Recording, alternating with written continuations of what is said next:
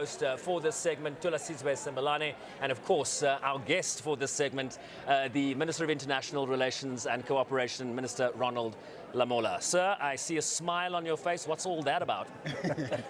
I'm thrilled that our whole year work has finally come to this adoption of the declaration. You will know the working group meetings that took place across the country, the various task forces and the various engagements that happened. They all culminated into this great South African moment, but also great African moment, because the declaration itself shined a clear spotlight on a number of issues impacting the African continent.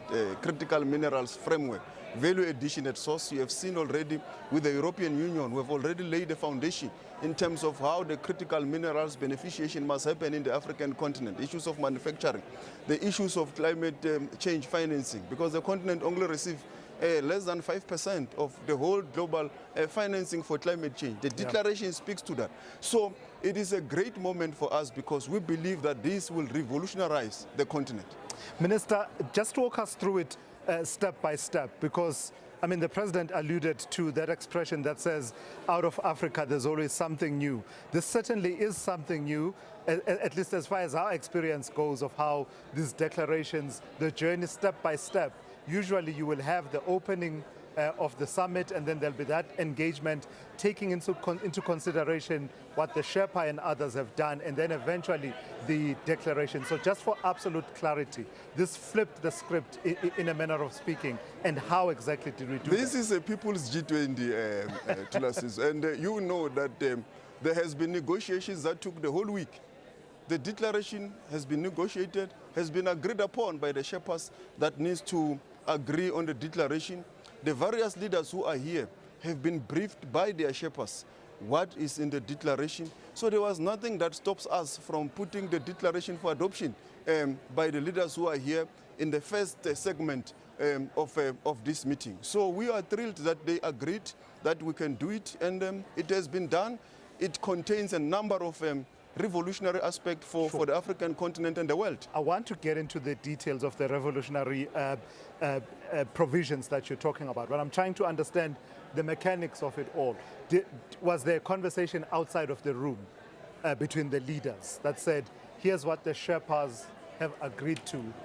What's your sense? There has been informal engagement by President Ramaphosa. You will know that yesterday he hosted a number of leaders on bilateral meetings. I see. So during those bilateral meetings, some of the issues that were discussed was the format of the meeting.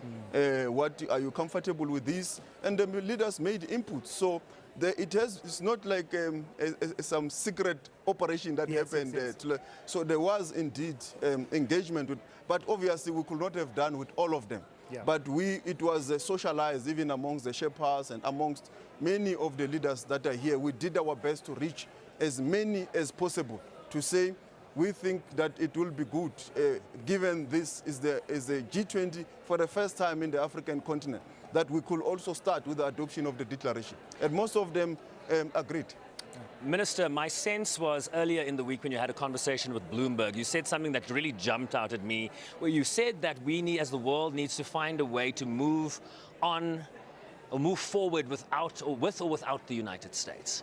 And that was for me a departure from the accommodative stance that South Africa has taken in terms of the inclusiveness, wanting the US to participate, going to Washington, D.C., saying come, inviting, and being repudiated in the manner that you have been. Am I seeing more of an irritation in the South African posture? In diplomacy, Sherwin, you have to do all that is necessary.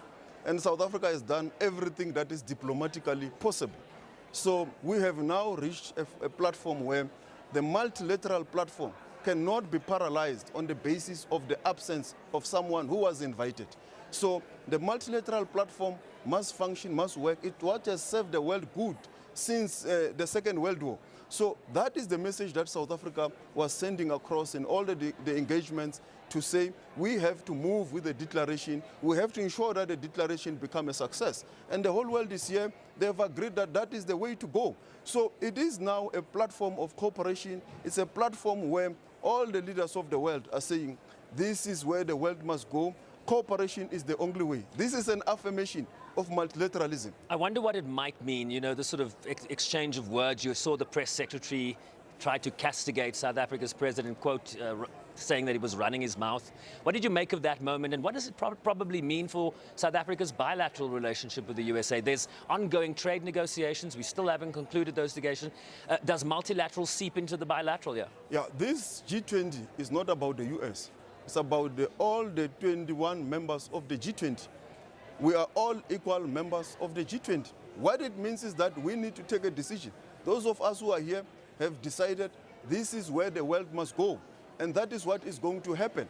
With regards to our bilateral relations with the US, as far as I'm concerned, Department of Trade and Industry is continuing with their engagements, and we look forward to finding a positive resolution. But the reality is that the South African government has acted responsible with regards to the US. We're not going to act reckless from the beginning or at any stage, because we understand that the US is the second biggest economy in the world.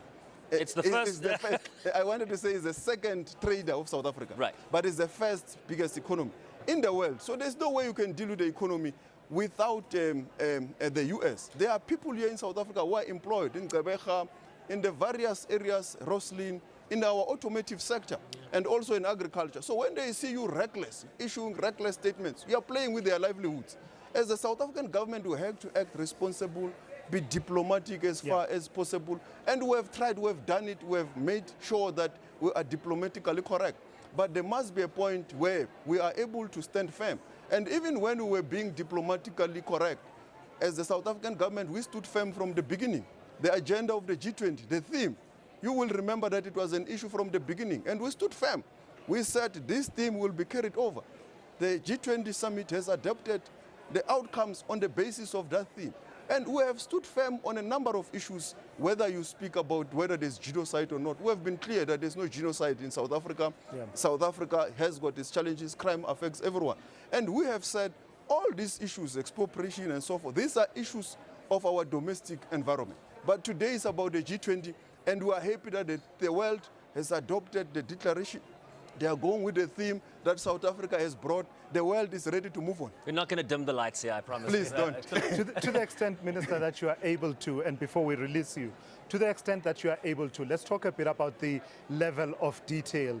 There's a bit of, all right, as we speak to Minister Lamola, we're also seeing that picket outside by various groupings, including Operation Dudula Shawen, is about 2 kilometers or so away from the venue of the G20 Leaders Summit. And you're seeing there a bit of confrontation between the SAPS.